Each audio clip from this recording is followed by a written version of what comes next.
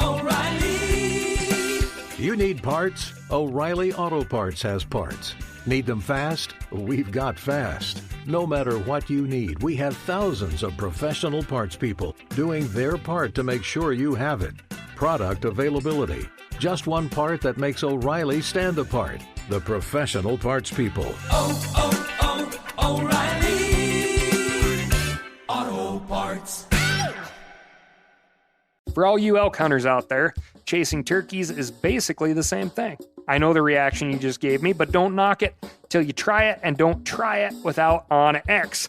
The Hunt app will not only help you find new areas on public ground, but I use it to find out landowner info to get permission on private ground that I see birds on as well. OnX Hunt has a special offer for you. Use code CAL to receive 20% off your membership at onxmaps.com/hunt and find more birds this spring. Hey, I just sat down with the owners and operators of Maui Nui Venison. They're on a mission to balance axis deer populations on Maui while giving back to the community and run a totally sustainable operation. For folks like me who want to get your own meat but aren't always successful, you can become a snack subscriber, get some axis deer sticks sent right to your door. Visit MauiNuiVenison.com. That's MAUINUI. venison.com and use promo code CAL for 20% off your first order.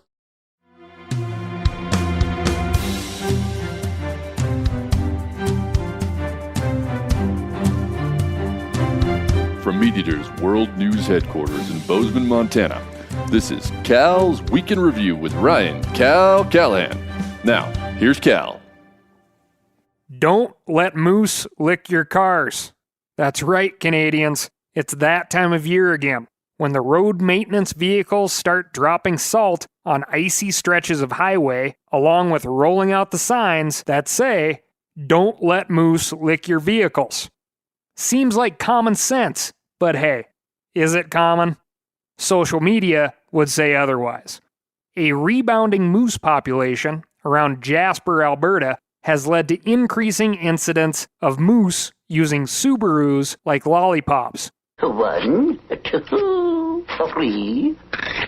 The Canada moose can grow to 1,200 pounds and stand over 7 feet tall at the shoulder. So, when that Sub is a-rockin', don't get out of your vehicle. Tourists have reportedly been traveling to the area specifically to have their vehicles licked, which, if not against the law, darn sure sounds like it should be, or at least a transaction that takes part in a part of town that's not on the way to church. That social media gold better be worth it, because Jasper National Park has increased the fine for intentional car licking to a maximum of $20,000 US, which begs the question, what does it cost for only part of the car? Maybe just a hubcap or a fender job.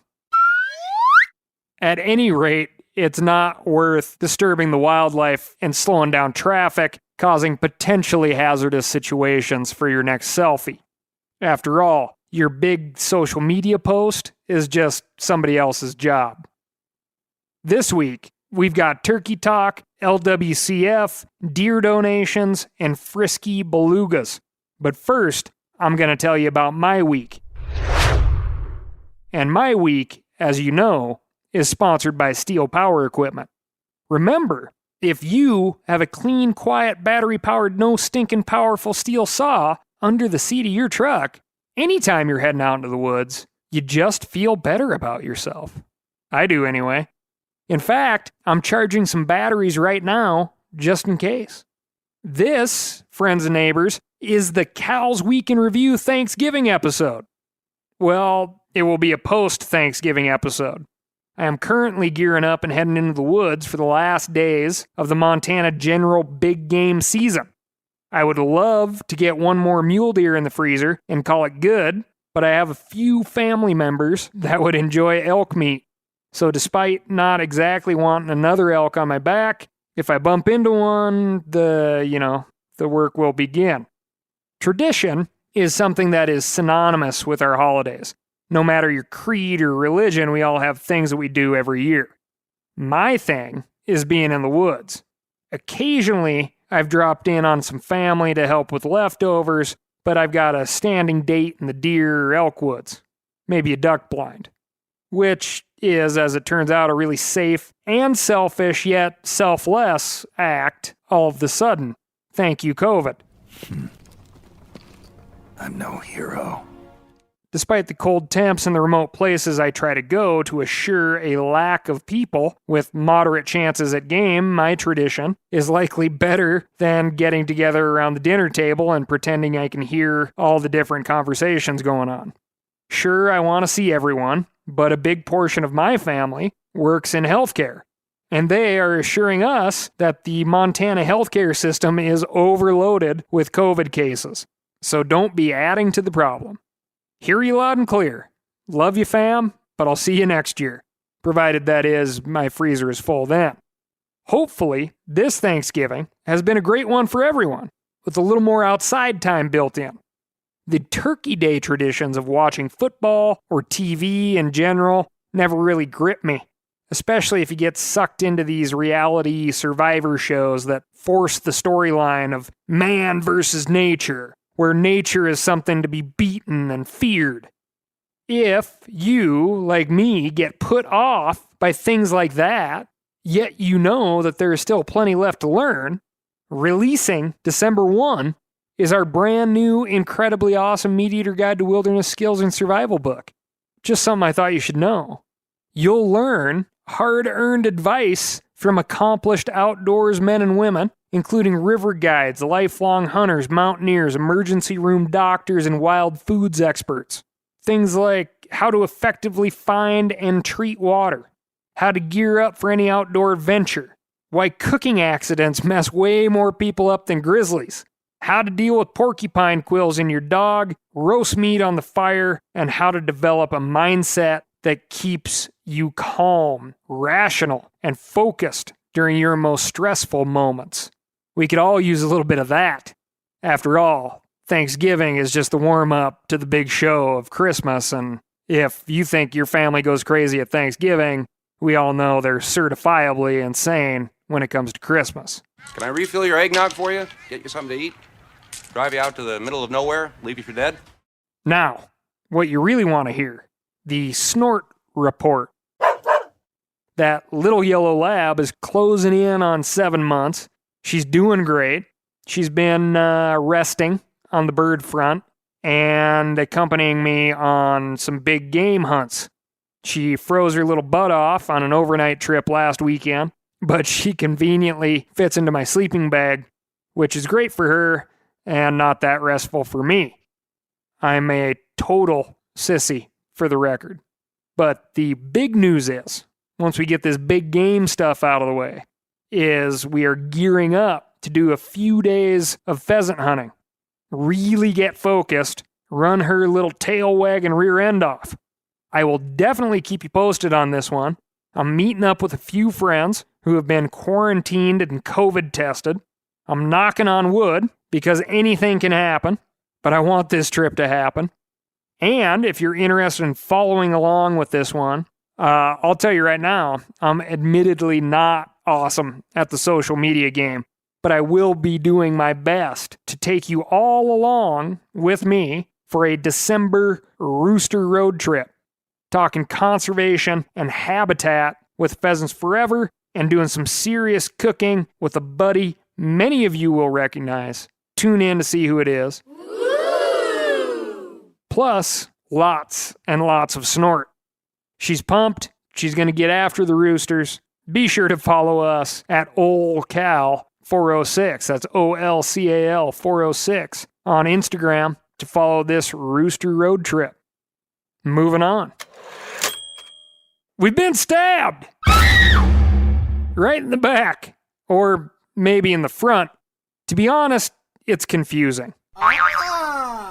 Recently released Secretarial Order 3388 from David Bernhardt, Secretary of the Interior, regarding the use of Land and Water Conservation Fund, has some language that causes serious concern. If you have been a listener to this show, you know about the Great American Outdoors Act, within which, amongst a lot of other things, was full and permanent funding for the Land and Water Conservation Fund, or LWCF. LWCF being a primary no-cost to the taxpayer tool to fund access projects, improvements, and land acquisition. LWCF funds have been used for ballparks, shooting ranges, bike paths, easements through private land to public land, boat ramps, and much more in all 50 states. Good things if you like your out-of-doors time. Inside the freshly printed Secretarial Order 3388, which outlines how LWCF funds are to be spent and what qualifies for LWCF, are many good points. In fact, I would say spot on. But there are a few that are very confusing and very concerning.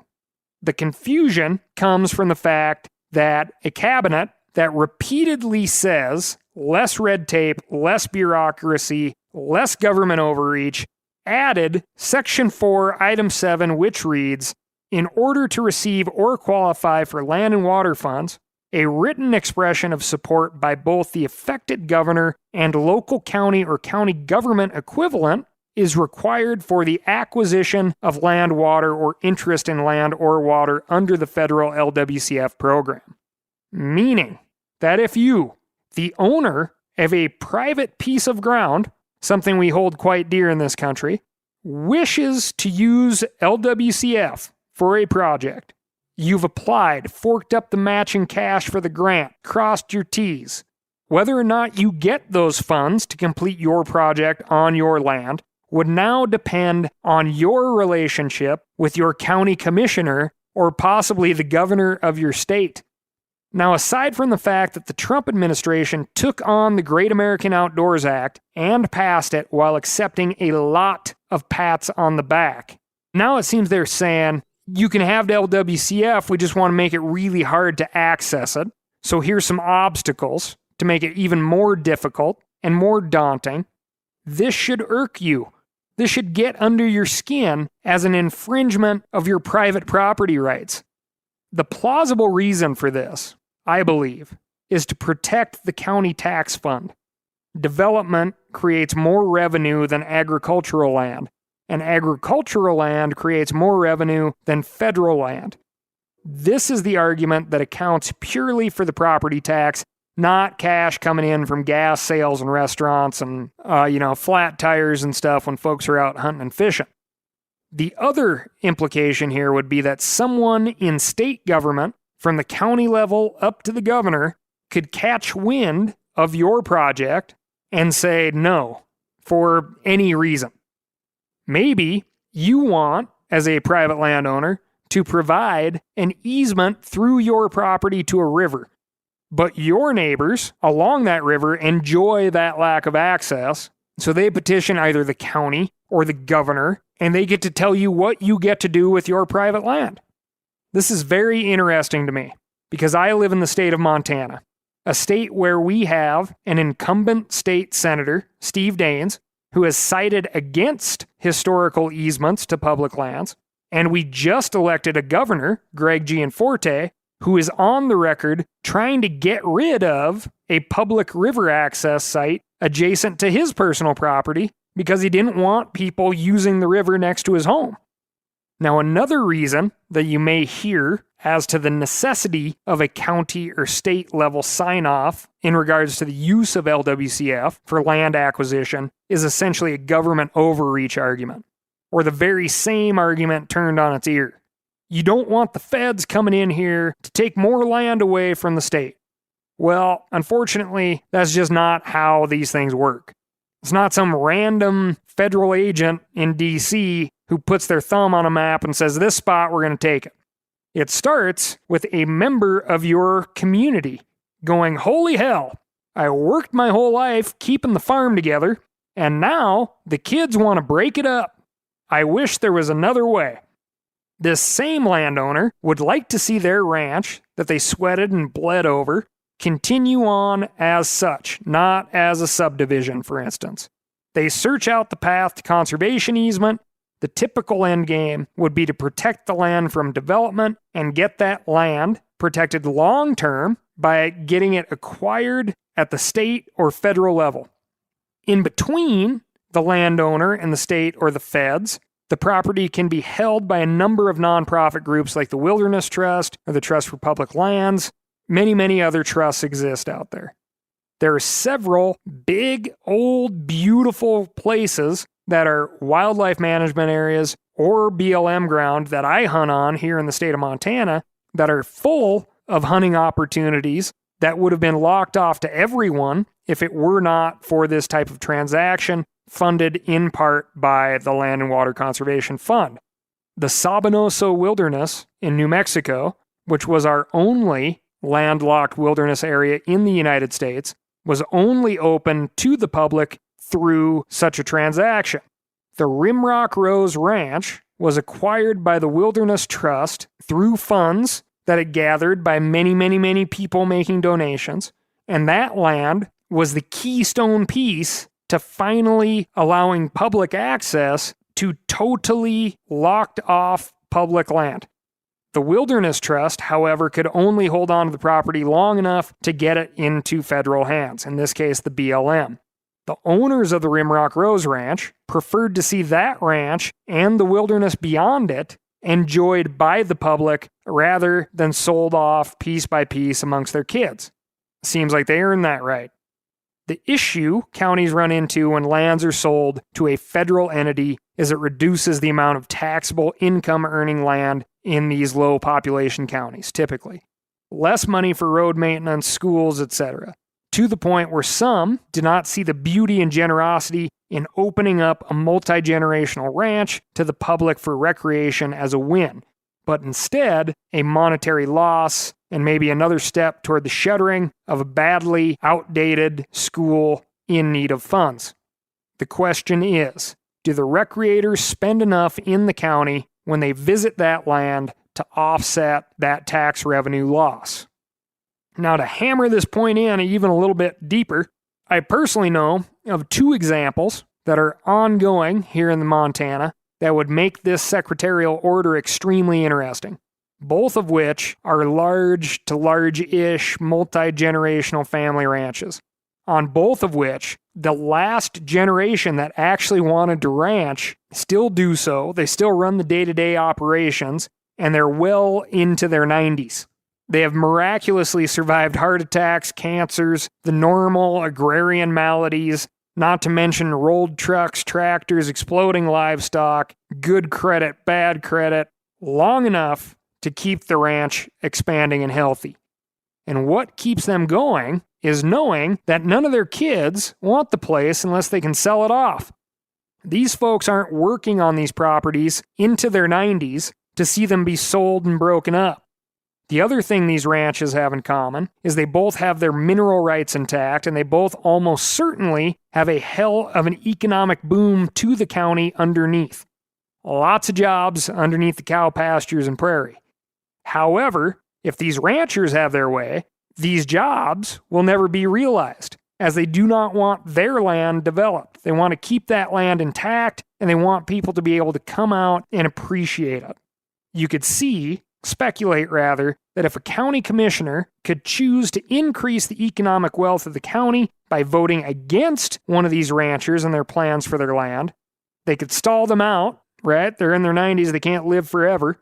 Hopefully deal with the kids and get a mine going in town, as opposed to just, a bunch of freeloading hunters going out there and enjoying the place. Now, secretarial orders are relatively easy to reverse or negate, provided we have a new Secretary of the Interior next year. I would imagine Section 4, Paragraph 7 of SO 3388 would be part of that list that heads to the round file. So, if that's the case, we're just crying in the mud until then.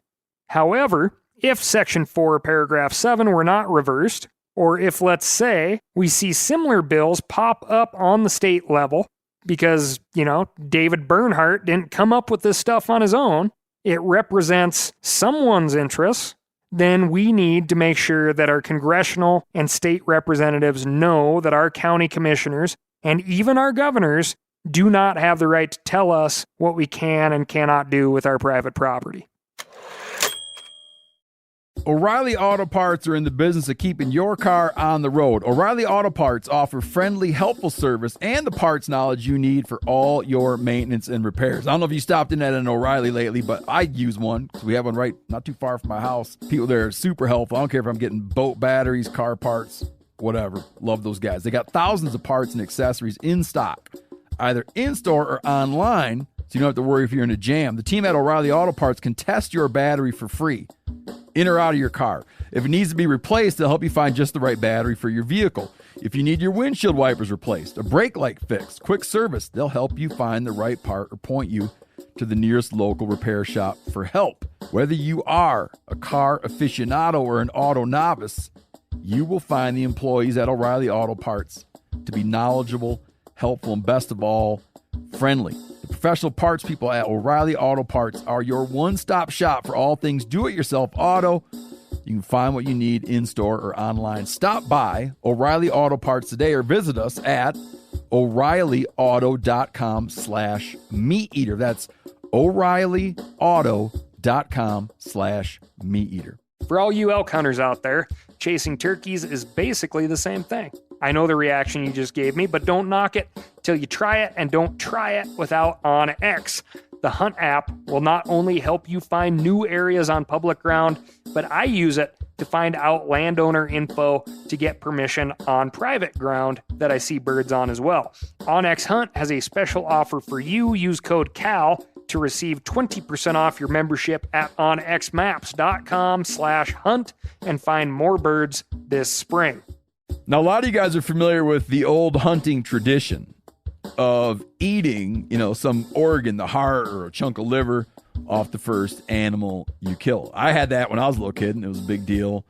Organ meats were always prized by frontier people who knew the importance of getting a lot of different minerals and nutrients. And as often is the case, those guys were onto something, because organs are among the most nutrient-rich foods on the planet. And you can get the same benefits your ancestors craved via convenient daily capsules from Heart and Soil, made exclusively from regeneratively raised, grass-fed, and finished cattle. Heart and Soil's unique freeze-drying process means all those important nutrients are trapped in, ensuring you experience every one of the benefits of nature's superfood in a clean, convenient, taste-free capsule. Find out more at heartandsoil.co and make sure to use code MeatEater for 10% off your purchase. That's heartandsoil.co. Use the code MeatEater. Moving on. In the past, we've done turkey stats here on the Week in Review, but we're nothing if not flexible. 2020 has also been a bonanza year for tofu.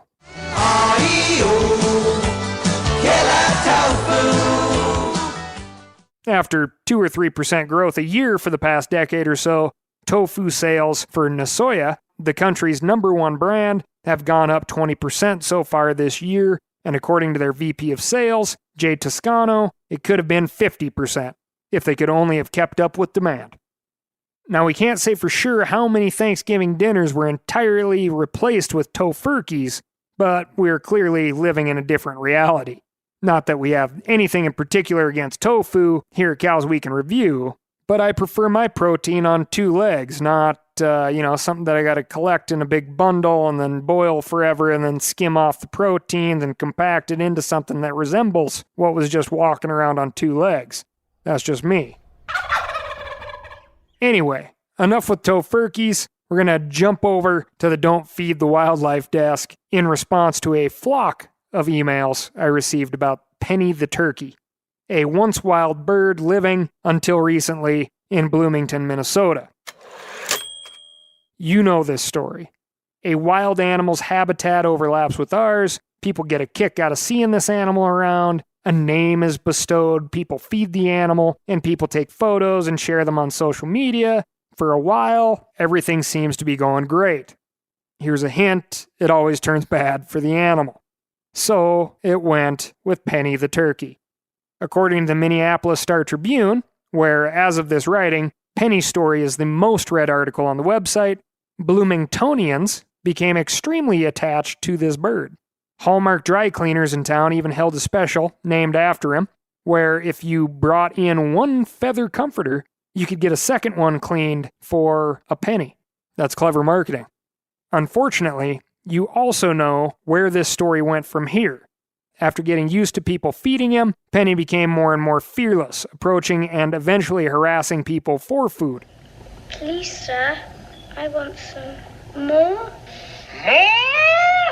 Freaked out civilians placed more and more calls to the local Department of Natural Resources, asking them to resolve the situation, and the last straw came when Penny attacked a motorcyclist at an area gas station. Attacking a biker. That must have been one kicking chicken. Unfortunately, once this behavior is learned, it can't be unlearned. And so relocating Penny would have just brought the problem to a new spot, and so on. Minnesota DNR eventually came out and did what you have to do at the end of the fed animal story. Some local residents put up a memorial for Penny, and many others are letting the world know that they're upset with the DNR.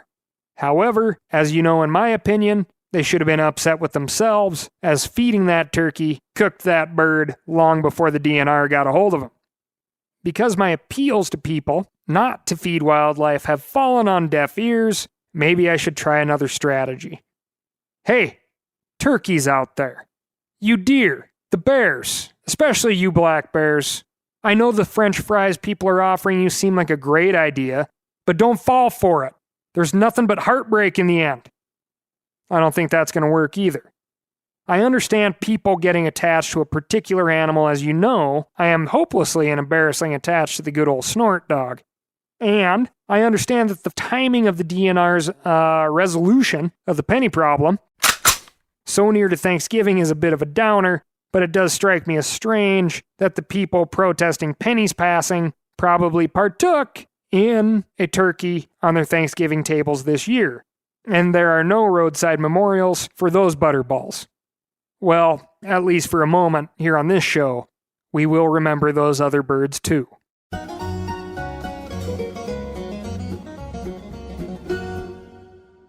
Now, because, for whatever reason, holidays and anthropomorphism, the bestowing of human traits and feelings on animals, go hand in hand, we're going to do a little Thanksgiving time segment here.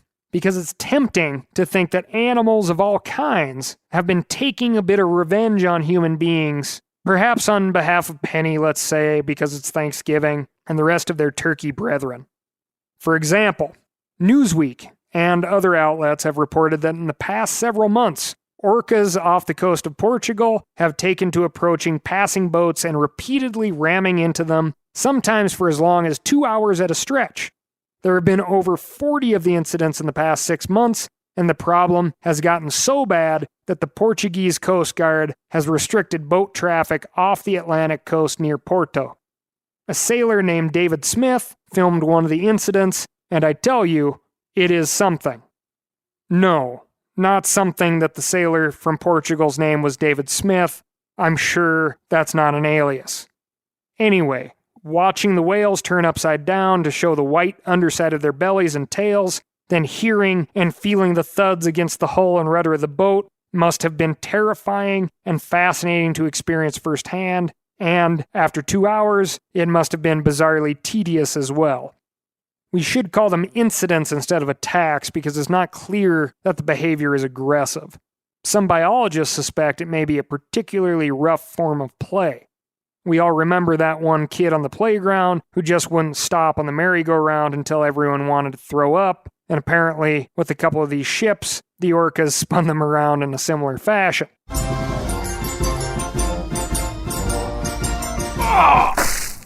No one has much of an idea why the orcas are doing this, and to be honest, if I could ram ships until they spun in circles, maybe I would do so just for fun too. But because no one can tell me for certain that I'm wrong, I'm just floating the theory that these orcas heard about Penny's treatment and aren't taking it lying down. The revolution isn't televised, it may just be on sonar. Animal revenge even seems to be coming from beyond the grave, or, at least in the case of one hunter in Indiana, beyond the double lung shot. After harvesting a whitetail buck earlier this month, 63-year-old Haggie of Dillsboro loaded said buck up on an ATV. Unfortunately, Haggy tried to take the ATV up too steep of an incline and rolled the vehicle over. The deer's antler punctured Haggy's right side in the process. Thankfully, the injuries weren't life-threatening, and Haggy was in stable condition when the Greensburg News and other outlets reported the story. Again, a hunter wounded by an animal right on the heels of Penny's story? Coincidence? I think so. Here's a quick story for you, one near and dear to my heart. Get it? Well, not exactly my heart either. You'll just have to listen up. Way back in the guiding days, I was packing a bull off a mountain in New Mexico when a pack strap exploded, which allowed the weight of the meat and head to shift, which sent me down the mountain, where I ultimately landed on the bull's rack in a very uncomfortable sort of yoga pose, possibly best described as camel. I was assessing any injuries while keeping my back arched so the tines of the bull didn't puncture my back until my fellow guide arrived on the scene and helped pick me up. Not much was said as it was like 90 degrees and we had a cloud of hornets following us.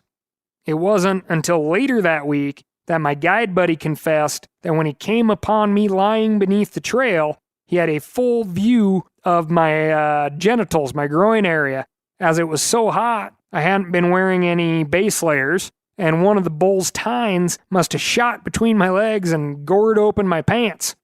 Also, not a case of animal revenge, unless that bull had a real twisted mind and was ultimately out to get my guide buddy by witness to indecent exposure. The image of his dangling participle still burned in my eyes. Anyway, harm caused by wild game is also at issue in a recent controversy in central Maryland, where Anne Arundel County has started an innovative venison donation program. As with many of these programs around the country, trace amounts of lead from hunters' bullets in the donations have been cause for some concerns. Several states and counties x-ray the donated meat to find and discard any contaminated parts. Lead bullets do fragment when they hit an animal, sometimes sending trace amounts of lead surprisingly far from the wound channel. Just cutting away the obvious bullet damage doesn't get rid of it all. I don't personally believe we full-grown, formed adult hunters should have to be too concerned about the trace amount of lead, especially because most folks out there are not eating venison 3 meals a day every day. However, as we've covered in the past, and multiple times, the much bigger risk, as I see it, is to scavengers, especially raptors like the California condor. As you likely know, you have to use non-lead bullets to take game of any kind in California, because scavengers like the condor can come closer to eating 3 meals a day that consist of gut piles and cutaway portions of hunters' kills. So, if you are a hunter in AA County, Maryland, and you have recently taken a buck with some trusty Corlock, I think you should enjoy that game meat with a peaceful mind. However, a couple things about this Maryland venison donation program do make me pause. First, even though I might personally choose to take a bit of risk by eating venison with a dash of lead every so often, the people receiving venison through the donation program aren't making that same choice. Although I believe the benefits far outweigh the risks, and x-raying all that meat could be cost prohibitive, those eating donated food have the right to know what's in it. More interestingly, though, is the incentive program that the county has come up with. They give hunters $50 per deer that's donated. Somehow, even though the lead content in the meat is the same, that bounty and the motivation to get the bounty leaves a bit of a bad taste in my mouth. Maybe I should get over it. If more hunters are willing to provide more food to more people in need, that's a good thing, right? And still, it seems to come maybe a little too close to market hunting for my comfort. Not that my comfort is the most important thing here, but still. Maybe there can be some happy medium. We admit that copper bullets are a better choice for shooting at targets that will become food, and, last I checked, a box of Federal Trophy Premium Copper in 308 retailed for $47.99. Maybe instead of a cash payout, AA County, Maryland could provide hunters with the ammo necessary to make sure no one is eating lead. not wildlife, not the hunters themselves, and not their neighbors at the local food bank. I will admit this plan could be open to manipulation. A resident hunting license costs $24.50 in Maryland, and with the price of ammo these days, a person could just show up with a license, get the box of shells, and turn around and make a tidy little profit. You know, like all plans in their foundation phase, they need some work.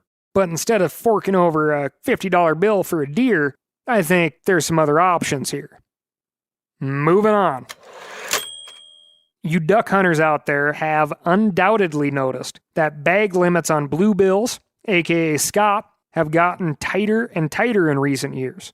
Scientists have been studying the decline of bluebills with concern for decades. Populations have fallen from about 7 million in 1970 to around 3.5 million today. Some would call that 50%. Although there's no single cause of the decline, researchers have observed that, similar to the egrets we discussed in last episode, bluebills have been suffering from elevated levels of contaminants in their systems, selenium in particular. This may be because a larger and larger proportion of the scaup's diet is made up of zebra mussels, an invasive bivalve that has taken over in many waterways along the duck's migration route, including the Great Lakes. The same cycle that happens with egrets happens with ducks. Contaminants go into the environment, the filter feeders like the mussels pick up the contaminants, and then they pass that up to the next predator, in this case, scaup. And with so many other factors working against duck reproduction, including loss of habitat and changing climate, the higher levels of contaminants put one more obstacle in the way. And we hunters see fewer of them and have fewer opportunities to get that meat into the freezer. One thing always to remember: no bright line exists separating us and our well-being from these animals and their well-being. The same watersheds that give them water give us water. The same things that contaminate their food contaminate our food. When we protect habitat for wildlife, we're also protecting ourselves and keeping that nasty stuff out of ourselves and our friends and our parents and our kids and everyone. I want to thank Alex C. for writing in and making sure our heads were screwed on straight on that one after the egret episode. And I think we can take this one step further and suggest to state agencies that maybe the scaup could be the poster child for telling people not to dump contaminants in waterways. You know, instead of a stop sign, it'd be a scaup sign. That's all I've got for you this week. Thank you so much for listening. If you are the selfless type of conservationist we know you are, tell a friend about Cal's Week in Review. And, most importantly, let me know what's going on in your neck of the woods by writing in to ASKCAL. That's askcal@themeateater.com. Thanks a bunch. I hope you had a fantastic Thanksgiving, and we'll talk to you next week.